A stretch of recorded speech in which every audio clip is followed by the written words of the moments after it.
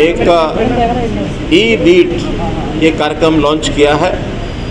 ई beat का अर्थ है कि 119 बीट्स ऐसी पूरे गुरुग्राम क्षेत्र में बनी हुई हैं।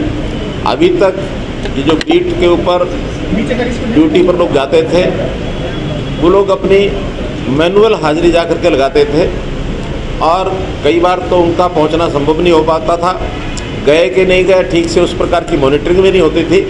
लेकिन अब ई बीट सिस्टम से सब लोग इलेक्ट्रॉनिकली वहाँ जाने से पहले अपने आप को अपने मोबाइल से उस ऐप का यूज़ करेंगे और जहाँ ये जाएंगे वहाँ भी अपनी हाज़िरी जो है ये इलेक्ट्रॉनिकली लगाएंगे और इनका जो फेस रीडिंग का एक सिस्टम है ताकि जो व्यक्ति बीट ड्यूटी पर है वही वहाँ गया है और दिन में कितने लोकेशंस पर कितनी बार उनको जाना है, पहले से उनको जो ड्यूटी दी हुई है उसके अनुसार उनका सारी मॉनिटरिंग होगी।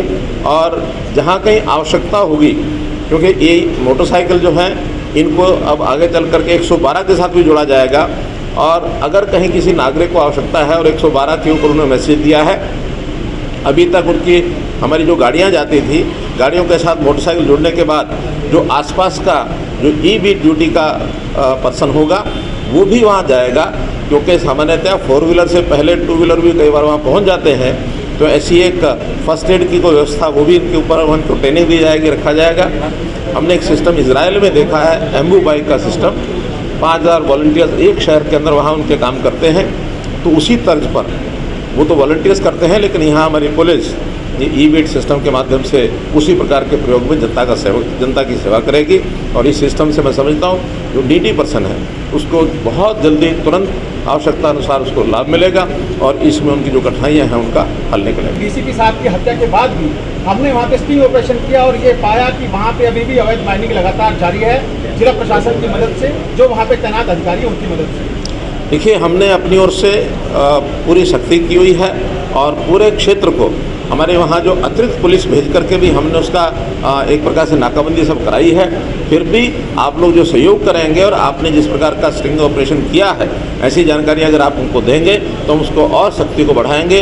इस चीज़ को कभी बर्दाश्त नहीं किया जाएगा, दोषी को दंडित किया जाएगा। द्रौपदी मुर्मू जी ने राष्ट्रपति पद की शपथ ली है, आप भी शपथ ग्रहण समारोह में शामिल हुए थे। जिस तरह अंत्योदय की बात प्रधानमंत्री जी भी करते हैं, कैसा लगता है, क्या करें? आज का दिन भारत देश के इतिहास के अंदर बहुत महत्वपूर्ण ऐसा स्मरणीय दिन बनेगा जिस दिन देश की एक आदिवासी पहली महिला ने देश का जो सर्वोच्च कॉन्स्टिट्यूशनल संवैधानिक पद होता है उसको ग्रहण किया है।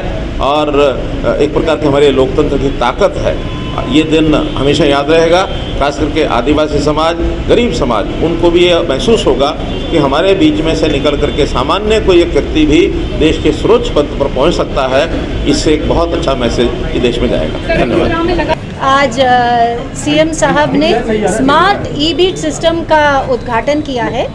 इसमें पहले जो हमारे बीट कांस्टेबल्स पैदल जाया करते थे बीट पॉइंट्स में, हमने इसको मोटरसाइकिल में कर दिया है और एक ऐप दे दिया है राइडर्स को। उस ऐप के थ्रू वो पंच हो जाता है कि ये हम बीट्स निर्धारित कर देते हैं। करीब 2000 से ज़्यादा के बीट्स निर्धारित किए हैं पूरे गुड़गांव में और वहाँ जाके जो बीट्स के लिए हम ये भी कहते हैं इस टाइम में इस बीट में उसको होना ज़रूरी है। तो 119 राइडर हैं, 119 मोटरसाइकिल हैं, उसमें 714 हमारे मुलाजिम जो हैं उनकी ड्यूटियां लगेंगी 3 शिफ्ट पे और ये 24 घंटे कवरेज देंगे पूरे गुड़गांव की। तो शुरुआत में हमने उसमें जो सेंसिटिव एरियाज़ हैं उनकी बीट्स बनाई हैं। आगे चलकर उसमें हम और उसको बेटर करेंगे। जैसे सीनियर सिटीजन्स हैं, जैसे कोई घर बड़े दिन से खाली है, ताला लगा हुआ है, या जैसे एटीएम है जिसमें कोई गार्ड ही नहीं है, ऐसी जगहों को हम उसमें मैप करेंगे। स्टोलन व्हीकल डाटा हमने उसमें मैप किया है ताकि उसमें अगर उसको कोई गाड़ी दिखती है जिसको उसको लगता है कि ये गाड़ी शायद चोरी की हो, तो उसको उस ऐप के माध्यम से, उसको नंबर प्लेट के माध्यम से उसी टाइम आ जाएगा कि ये गाड़ी कहाँ से चोरी हुई है और फिर वो उसको बता सकता है कि ये गाड़ी इधर है, इसको हम राउंड अप कर सकते हैं।